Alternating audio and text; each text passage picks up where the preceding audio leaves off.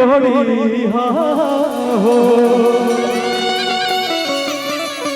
आज से 10 दिन बाद रक्षाबंधन विवाह, तो भाई बहन के पवित्र त्योहार रक्षाबंधन और एकरे उपलक्ष्य में के हर साल गीत गावे नहीं जा, आप सब हर साल प्यार देवे नहीं जा, ए बार भी गीत बोले बन जा वो सुनाए आप सबके कि यारे भैया हो राजा भैया नैया जानी तोड़ी हो।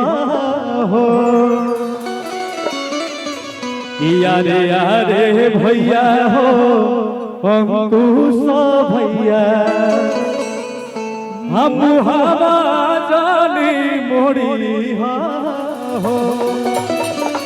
तो भाई का कहता कि जब ले जी अब माथे टीका लगाई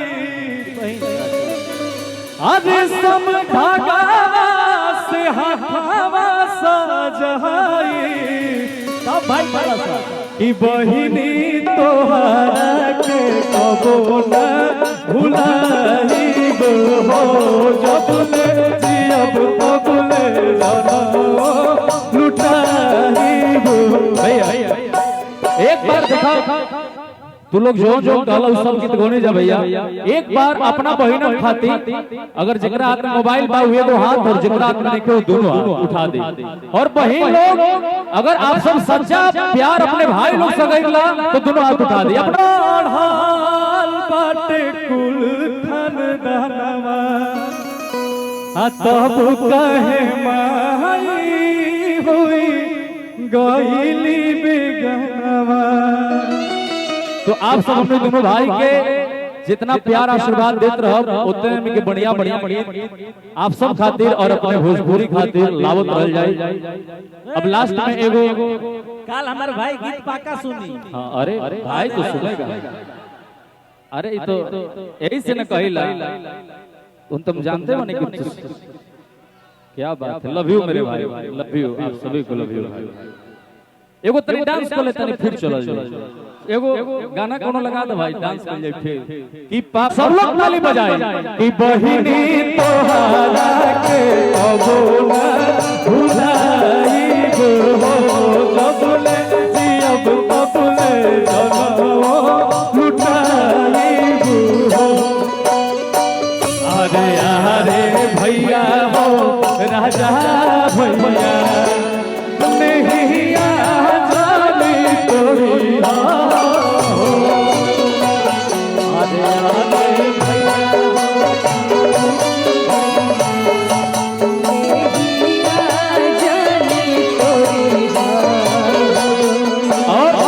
खास तौर पे एक कमेटी के भी हम बहुत धन्यवाद करता नहीं कि आप लोग ऐसा गीत सुनीले हमने के अच्छा गीत और आप सबके फरमाइश शुरू से ही रहे कि भाई बहन वाला गीत रुआ सब जरूर गायब जाए। अच्छा लगा था आप सबके सोच हमने के समाज बदल रहा बा। और देखिए ये बहन लोग भी कितना खुश भाई गीत पर कि जब ले जी अब माथे टीका लगाई अरे सब धागा से हवा सजाई कि बहिनी तोहरा के कबो न भुलाई हो।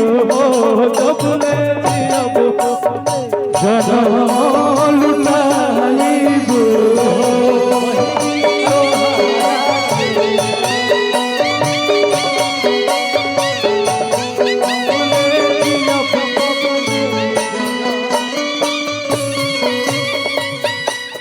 और भैया हो देखो एकरे दिन रहे हमने के अपना भाई से अपना बहन से भी खूब प्यार करेंगे।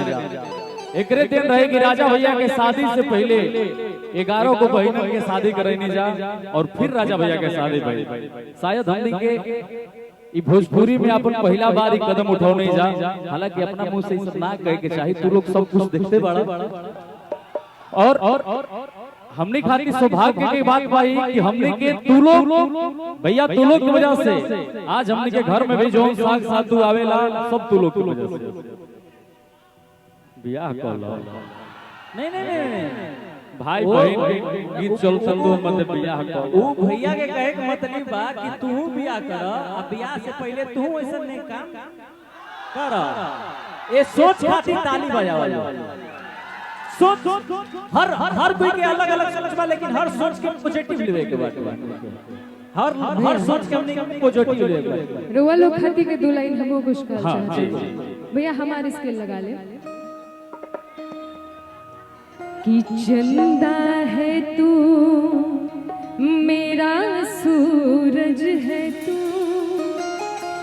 मेरी आँखों का तारा सहारा है तू न्यारा है तू सहारा है तू भैया मेरे प्राणों से प्यारा है तू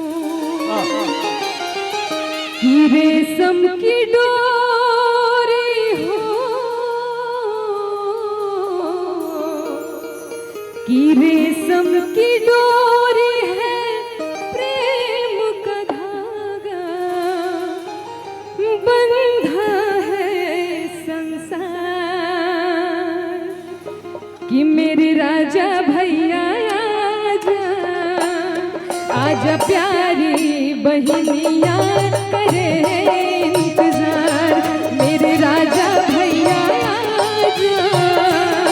आजा प्यारी बहनिया करे इंतजार चंदा है तू मेरा सूरज है तू मेरी आँखों का तारा सहारा है तू न्यारा है तू सहारा है तू भैया मेरे प्राणों से प्यारा है तू रेशम की डोरी हो रेशम की डोरी है प्यार का धागा बंधा है संसार मेरे राजा भैया आजा प्यारी बहनिया करे इंतजार मेरे राजा भैया आजा प्यारी बहनिया करे इंतजार। वाह पर ताली बजा के आशीर्वाद दे दें और आपके बहुत बहुत स्वागत। हेलो वाह क्या बात बहुत अच्छा। अब देखा जो काल गीत आवत है ना बहनन खाते वो दो लाइन गावत है फिर तू लोग के साथे फिर डांस करब हम ठीक बा लेकिन अभी 2 मिनट खाली हमारे गीत सुनिए लोग ध्यान से और खास तौर पे माता बहन लोग आप सब काल ये अंकुश राजा ऑफिशियल से रिलीज होता लेकिन हम आप सबके प्यार में इतना मुरीद बाने कि आज ही गीत गा देता है लेकिन काल जाके देखिए लो वीडियो ठीक बा भैया इसके दीजिए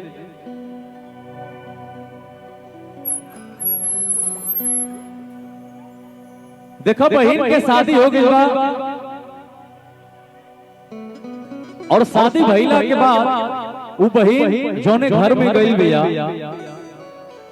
इतना सब ओकरा से सास ससुर पति देवर भसुर सब लोग इतना खुश बा पूरा परिवार इतना खुश बा वो बहन से कि एक बार रक्षाबंधन में बहन के ससुर की तबीयत खराब रहता मतलब उनका पिताजी के तो बहन कहते हैं कि भाई ये बार हम ना आए अपन ससुर के ऐसे तबीयत छोड़ के ना आ सकिले राखी हम अगला साल बांध ले चाहे तू लोग आ जाए तो देखी बहन के सोच का बा जब भाई सब जाता रोजा राखी बनवावे खातिर फिर अपने घर में आके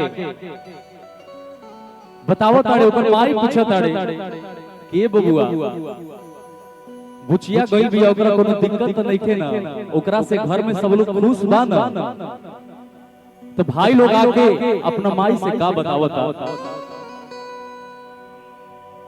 कि हर साल जैसे रेशम से सजावेले भाई के अपना कलाई हो तनी ध्यान से सुनी सबे कि हर साल जैसे समू से सहजवेले भाई के अपना कलाई हो कि ओ सही सजैले बिया घर परिवारवा कि ओ सही सजैले बिया घर परिवारवा आ ससुर में होता बड़ाई हो कि ओ सही सजैले बिया घर परिवारवा कि ससुर में होता बड़ाई हो। अगर अच्छा लागल होगे तो तनी ताली बजा के आशीर्वाद दे दीजिए। काहे कि हमने के भोजपुरी में हर वक्त प्रयास करे नहीं जा कि जे लोग कहला कि भोजपुरी में खाली गंदा गीत आवेला, तो हमने के अच्छा अच्छा गीत तो अभी एगो गले रहना हो